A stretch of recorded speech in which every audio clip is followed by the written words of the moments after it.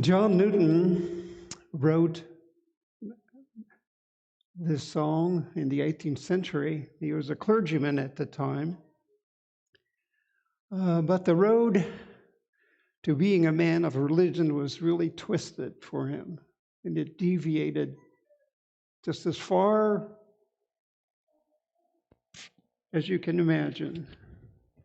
For the first 30 years of his life, John was deeply associated with the slave trade, which brought him travels throughout the world. And throughout his 30s, he was known to be irreverent, uncooperative, disobedient, insubordinate to all levels of authority, to the extent that one time he was treated as a slave.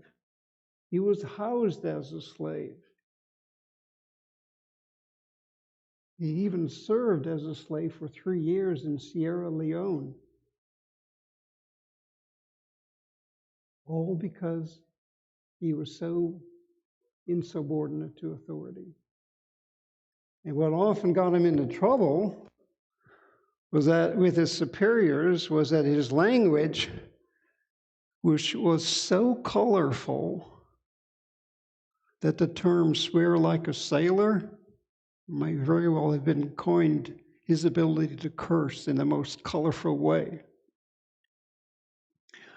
And during one particular violent storm, the boat with the slaves battered to the extent that the mariners tied themselves to objects on the boat so they wouldn't be washed overboard.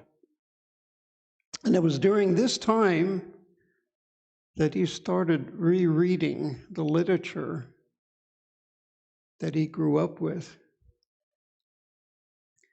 He questioned himself, was he really worthy of God's mercy? It was the start of his pursuit to find out more about God, and when he was done with the slave trade, he started his studies in Greek and Latin, and he came and with his new bride immersed himself in the religious community. As a clergyman, he was expected to write verses to accompany his sermons. And during the 18th century, God's grace was one of the most prominent themes. And in his private devotions and his daily Bible study, he found 1 Chronicles 17 as the basis for his song, Amazing Grace. It's a story of David. David wanted to build an ark for the temple, but God intervened. God told Nathan to relay this message to David. You are not the right person to build a temple. David, I took you as a sheep herder, made you king of Israel, and have been with you at all times. I have killed your enemies, and now I'm going to make you world famous. My people will not be bothered by anyone anymore, and they will have a land to their own, and I will take care and defeat all your enemies. You will have a son who will be king, and I will make his kingdom strong, and he will build a temple for me. I will be his father, and he will be my son, and I'll never stop loving him. His family will rule forever. When David heard this, his reply to God was, why have you made me and my family so important to you? You have said these kind things about my future family. Lord, I am your servant, and you have treated me like a very important man. John recognized God's mercy. John was overjoyed with his redemption. And his joy for his conversion came together in the song, Amazing Grace. These are the words that he wrote in 1779. And for those of you who may not see the screen, I'll read them out. Okay.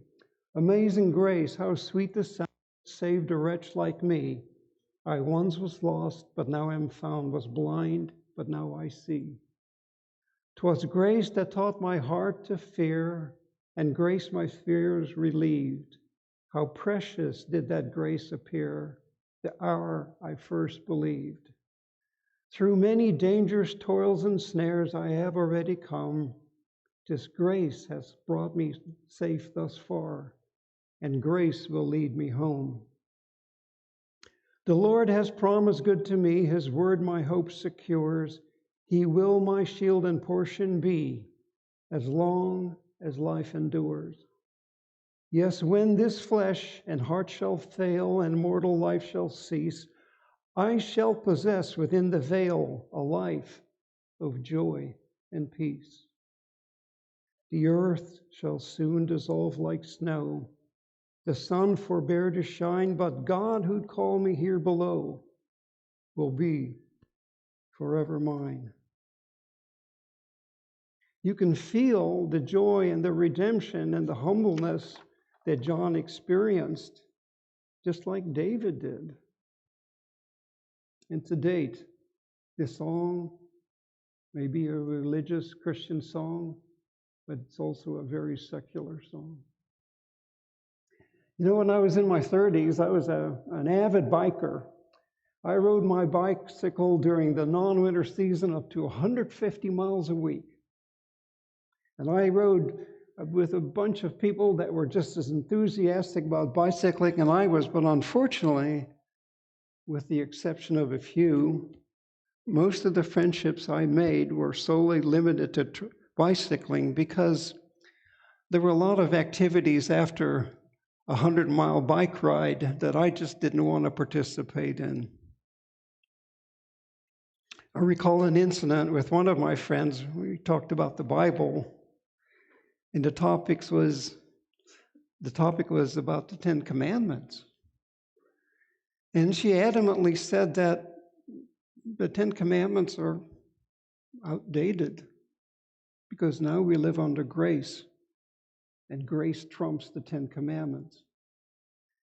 You know, as Christians and students of the Bible and faithful followers of Jesus, we have a different understanding of the Ten Commandments, and yet you and I may not be living in the grace that Jesus came to bring. So, I want to share with you what I've learned about God's grace, because when you learn about God's grace, you'll have a deeper, dependent relationship with God. Today, in today's vernacular, people often say, I get it. You know, if you understand something, you usually say, I understand. The younger people say, I get it. I hope today, after this sermon, you will say, I get it. A side note, when we talk about love, we can reference 1 Corinthians 13. It has a continuum dialogue of what the characteristics of love is, but we don't find such a definition for grace. The Strong's exhaustive concordance defined grace as the divine influence upon the heart and its reflection into life. Let me read that again. The divine influence upon the heart and its reflection into life. Grace comes from the Greek word charis, charis, and in its original context, it has no spiritual implications. Okay. Grace often has the sense of something that brings happiness. Think of something that brings you happiness. a bright sunny day, a garden filled with beautiful flowers, a scrumptious dinner, a healthy dessert made by somebody else, hearing the songs of birds, wildflowers, anything that causes you to be happy, the ancient writers would call grace. The word charismatic comes from the word charis. And it's used to describe somebody who attracts, somebody who fascinates people and brings them happiness. Now, if the Greek writers are writing right now, they may refer to Patrick Mahomes, somebody that brings people happiness. Another aspect of grace is that it's applied to something beautiful. Think of something that's beautiful and it will have an aspect of grace. Photos of an abundance of underwater plants, corals, and fish. A gentle rain. The beautiful style and elegance of figure skating, one of my favorite Winter Olympic sports. Butterflies, which are beautiful in flight and at rest. Sometimes it is worth to mention the opposite meaning of a word to get a better understanding of the word. For example, executive or administrators who are found guilty of stealing from their nonprofit organizations are publicly disgraced. A third understanding of grace has an idea of some supernatural power. And other words to describe that supernatural powers are mystical. Grace has an aspect of metaphysical or even paranormal. And the fourth idea of grace is that it carries a sense of undeserved merit or approval, kindness, unselfish help. Aristotle, who was not a Christian, said, grace was helpfulness towards someone in need, not in return for anything, nor that the helper may get anything for this, but for the sake of the person who is helped. So we can use grace to reference an unexpected blessing or gift, and it is always associated with the giver.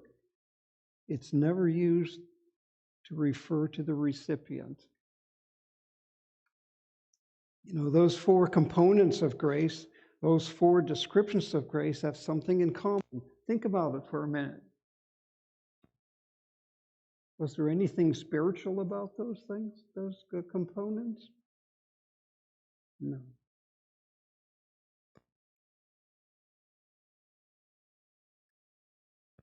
These understandings of grace were in Greek literature, and they were only extended to friends and loved ones.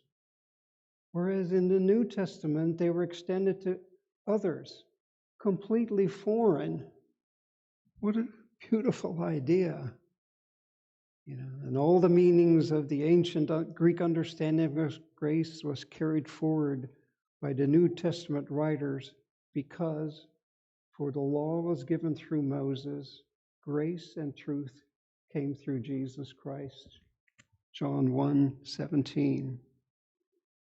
Jesus extended his grace to all of his friends and those of his enemies. Another description of grace that we often hear is God's unmerited favor. And to more fully understand this definition of grace, take each word and delve into it a little deeper. God's. When we say God's, it inherently means ownership. It's essentially a part of him. Okay. John 1:17 says that grace came through Jesus Christ is simple in that Jesus came to clarify the nature of God because the Jews had such a misunderstanding of him. God has always been. He is the Alpha, the Omega, the beginning and the end. Exodus 34:6. This is what the Lord proclaimed about himself. The Lord God, merciful and gracious, long-suffering and abounding in goodness and truth. He identified himself as gracious. Do you recall the story of Jericho, which was about to face the wrath of God, and how God saved Rahab, a Canaanite woman who lived near the outer code of civility, and yet she believed God provided a way of escape for the spies. It shows that God is a giving God. He gives life, he gives loves, he forgives, he heals, he delivers power to people. He delivers people who don't really deserve these things. God showed favor to the unworthy. That is grace. I think one of the ultimate examples of God's unmerited favor is David. You know, David had many, many merits. You just read about it in Psalms. I'm astounded and amazed how much David loved God. I don't think David ever strayed from his love for God, but he made some really serious, terrible decisions. Yet God saw his heart and loved him. The key is that he always turned from his sin and repented. God forgave. That is grace. Evidences of grace is in the New Testament. Jesus fellowshiped with a Samaritan woman. He healed the unworthy. Peter was restored after his betrayal of Jesus. The conversion of Saul. Every time you ask for forgiveness of sins, God's grace is present because we do not deserve to be forgiven. And all throughout his life, Jesus displayed grace, which is an essential part of his character. The second word of God's unmerited favor, unmerited. Unmerited means not adequately earned nor deserved. You know, we need to hit the highlights of the prodigal son to hopefully allow you to fully understand what unmerited means. The prodigal son had intimately gotten acquainted with the loss for everything that he owned. And he was trying to determine how to tell his father about the loss that he suffered. He realized that he was totally unworthy of being called his son. And as he began to tell his father about his unworthiness, the father interrupted him as though he was dead, because unmerited favor was being executed. The father's command was to dress him in beautiful garments. Was the father saying that the son had done did not matter? Not at all. The beauty was not in the prodigal's undeserved state, but in the love and kindness of his father. And just to make sure that you understand what unmerited means, Romans 4:4 says that one who works, his wages are not counted as a gift, but as his due. In other words, his wages he merits. There was a time when Elijah said to God that he was the only prophet left. And God replied, you know, there's 7,000 people who did not bow down to Baal, and there are a few that are chosen by God's grace. They were chosen not because of what they have done, if they were chosen for that reason, then God's gift of grace would not really be a gift. So, we can say that grace cannot be earned.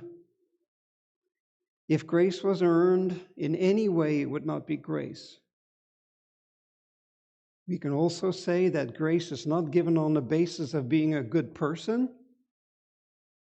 nor is it given on the basis of persuading a person to be good, nor is it based on anything or trying to be good. It's not based on Sabbath keeping. It's not based on tithe paying. It's not participating in communion. It's not based on being an Adventist. It is not based on giving a person a lot when they deserve a little, and it is not the basis of the worthiness of a person. Grace is given because every reason for the giving is based on the giver. You see, grace doesn't care what religion you are. It doesn't really care if you deserve it or not. It's not about us. It's about Him.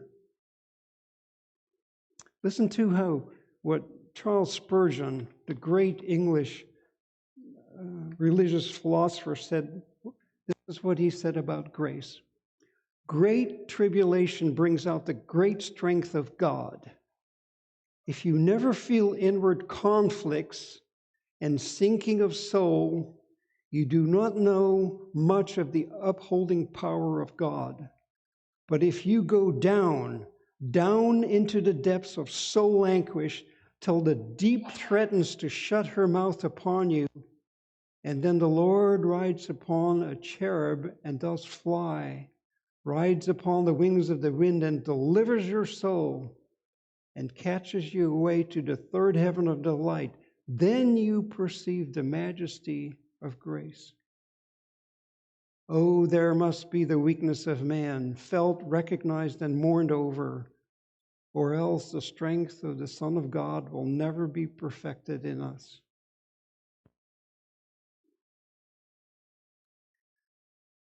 Several years ago, Kathy and I were in the Maroon Bells Wilderness near in South Central Colorado. We were on a 7-day backpacking trip. And we were faithful in following the trails. They're all established trails. We do not backpack cross country. And we noticed that the trail just sort of petered out and led nowhere. So we backtracked and found the trail again. We followed it again. And by this time, we had run out of water.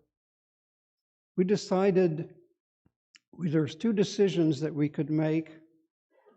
One was to stay and wait for somebody to help us. And the other one was a little blue line on the topographical map which indicated water. And since we hadn't seen anybody for days, we decided to go down and find this little trickle of water. But it required us to go cross country, and it was very hazardous. There were places where we had to take our backpacks off, lower it down cliffs, continue our journey to find this water. We did find water. We filled our water bottles, we went further, and within a very short time, we came upon a 200-foot cliff. We were for 4 days. We couldn't backtrack. We couldn't go forward. God intervened. We had a GPS, but Kathy used it just to send landmarks so that we can always trace our way back. The GPS came with a manual about this thick.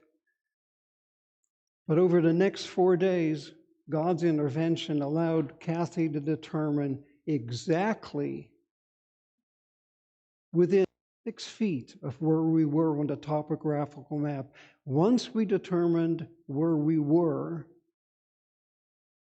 able to navigate our way out. It required climbing a cliff about 100 feet tall, where Kathy was an arm's length away from me, and I saw the bottom of her boots.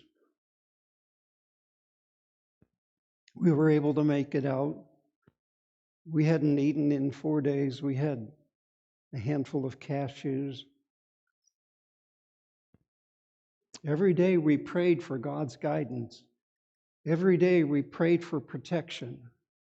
And God answered. We didn't deserve it. We're just like everybody else. We were sinners to the core of our hearts, but we never forgot God.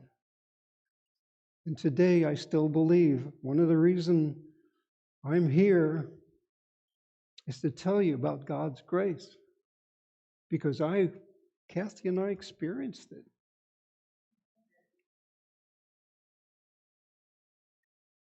The Lord God, merciful and gracious, long-suffering, abundant in goodness and truth. Listen to these words from the Ministry of Healing in closing.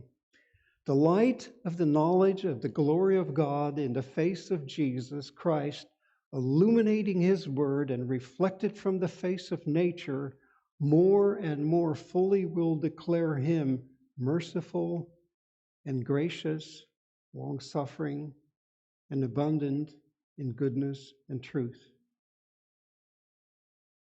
It's my prayer. Well, let me back up. In the beginning, I said that if you understand my message for today, you could say, I get it. It's just the beginning. God's grace is immense. It reaches far beyond our understanding. So let today, even though you get it, be a start of accepting and living in God's grace. It'll be a powerful, powerful influence in the way you live your life.